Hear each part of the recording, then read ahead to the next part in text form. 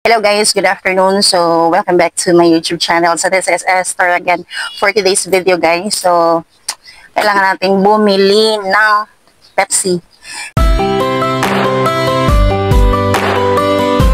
Kasi ang sa amin doon, wala na kaming Pepsi na litro. So, kailangan namin bibili ngayon kasi may dadaan na nag-deliver ng mga Pepsi. So, kasi yun na nga, yung tindahan natin is kailangan natin lagyan kahit papano, kahit isang days lang. So, okay na yun. So, kailangan natin bibili ngayon kasi ang andon is puro mga Coke. So, kailangan merong Pepsi. So, merong dadaan na Pepsi ngayon andun pa sa kabilang kanto. So, kailangan natin bibili ngayon. Titingnan natin kung magkano yung isang case ng litro na Pepsi. Tingnan natin yan guys. Hindi ba yung face natin? Pinatulan yung hair ko kahapon ng aking anak. Sobrang short, sobrang fake na po yung buhok ko. Iba na yung natin. Grabe. Wavy hair pa naman ako. Kasi dati nakariban po yung buhok natin. Pero ngayon, malayo na tayo sa kabiasnan. At saka wala na tayong budget for that. So, yan, lumilitaw na yung kung ano talaga yung buhok ko na natural. So, yan o. Sabi ko kahapon, ay paano na yan ngayon? Baka parang takip na yan ng suka. Sabi ko ganun sa kanya, tawa yung anak ko. Kasi gusto niya, pupunta kami sa parlor, doon ako magpagupit. Sabi ko, sayang naman. Kasi, mahilig talaga ako na ako lang yung gugupit ng aking buhok. Pinaano ko lang yan siya, ginaganyan ko lang, tapos gunting mo siya ng straight. So, pag gunting ng straight, pag ganun mo, okay na, shaggy na yung hair. Kaya yun, kahapon, sabi ko, huwag tayo magpagupit kasi sayang naman din yung ibigay natin sa 70 pesos. So, yung 70 pesos, ibili na lang natin ng ulam. So, yan ang nangyayari na kailangan na naman yung gunting at saka napabili din ako ng nail cutter sa kanya. So, yung nangyayari, siya yung gumupit ng aking buhok. So, ito yung nangyari na nasubraan, kaiksi na yung buhok ko. Ang laki lang nakuha sa hair ko. Even hindi straight yung buhok ko, always yung buhok ko is shaggy. Hindi siya straight. Kasi mahilig talaga ako na ako lang yung gugupit ng aking buhok. Kung lalapit man ako sa parlor, yes, kailangan yung mag-ribbon, i-relax yung hair. Pero pag gupit lang, ako na yung pagupit ng aking buhok. Matagal yung truck na nag-deliver ng dyan ako bibili kasi pag doon sa wholesaler, magtawag nito. Kailangan pa ng delivery charge. Andun sila sa dulo. You'll see. Kung makabili tayo, may stock matira. Dito tayo. Speaking of, usapang bote tayo. Napakahirap talaga yung mga bote dito banda sa amin. Naharapan talaga ako guys. Always magkulang ako ng bote. Marami akong bote dati, pero kumonti ng kumonti po siya. Ang hirap talaga kasi may bibili dito na kasi friend mo. So, walang deposit.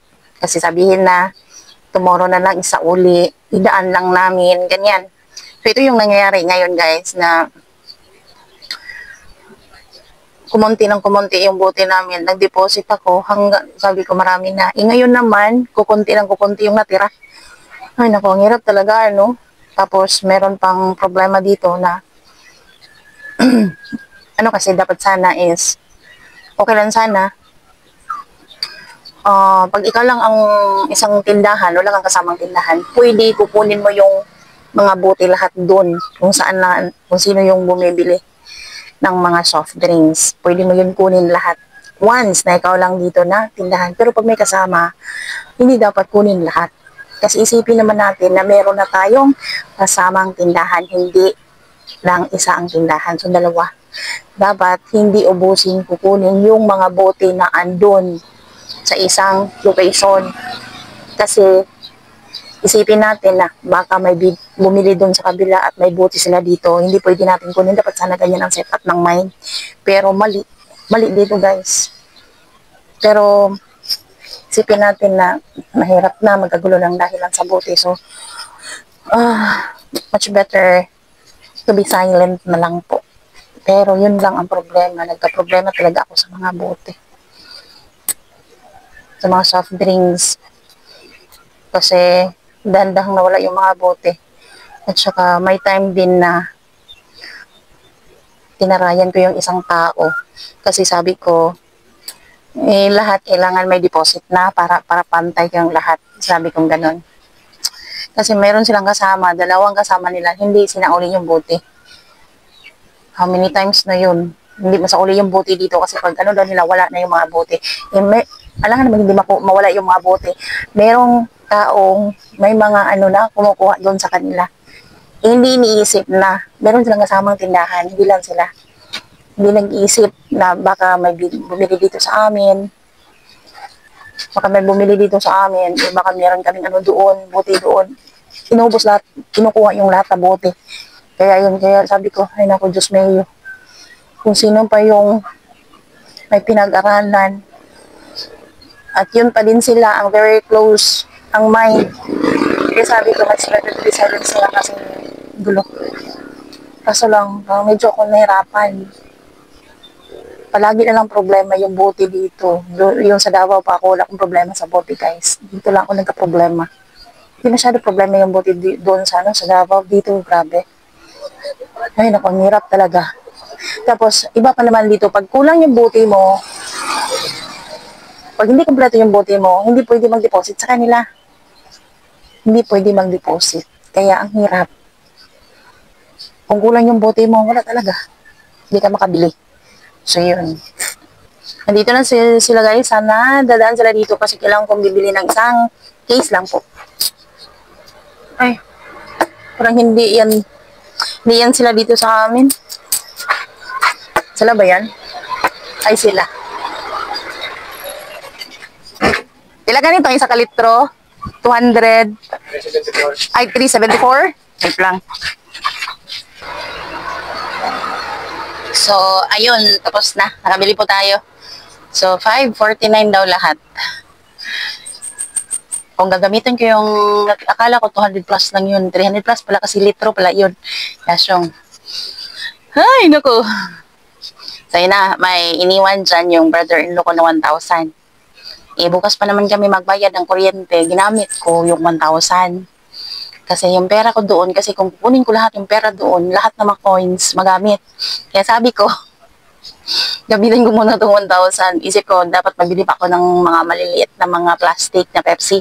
Sabi ko, baka magka-problema ako kasi hindi na masyado maraming tao bumibili sa amin kasi wala na kaming beer. So, yun ang totoo. Patay talaga ako dito. So, yun. Hanap tayo. Kung ano yung benta ngayon, kailangan ilagay natin doon kasi 1,000 yung iniwan dyan para pambayad ng kuryente bukas. Nako, Esther. Ang hirap talaga, ano? Kailan mo kaya ako makabangon ito? Ang hirap talaga pag ang negosyo ma-down as in. Super, duper talaga maayos. Ang hirap. Lalo na pag walang kapital.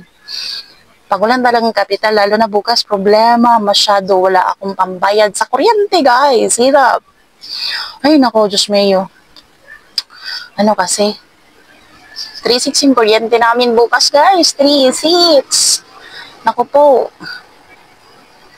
Sana po lang may paraan na, ano. Kasi one time, yung tawag na may time talaga no na pag once mag-pray ka ng mataimtim, talagang meron talagang solusyon.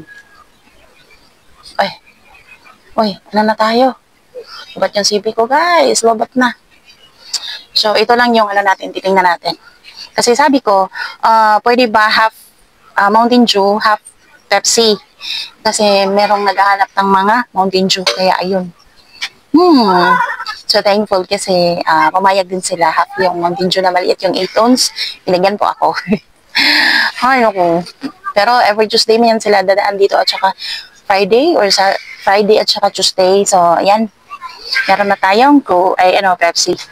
Kasi lahat doon is, Coke product, Coca-Cola products. Kaya yun. So, ito. So, meron na tayong guys. So, kailangan natin, titingnan natin kung ano yung natira dito na, See? Ito lang yung natira, guys. check tayo. Isa na lang yung Pepsi, mostly Coke, ayan. Energy drink meron. So, wala nang litro na Pepsi. So, kailangan talaga.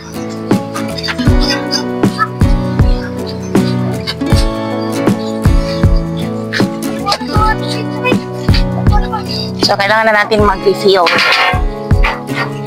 Kailangan na natin mag-refill para kung may bibili mamaya. So, meron tayong maibenta. So, ayan. Ito yung ano natin this afternoon. So,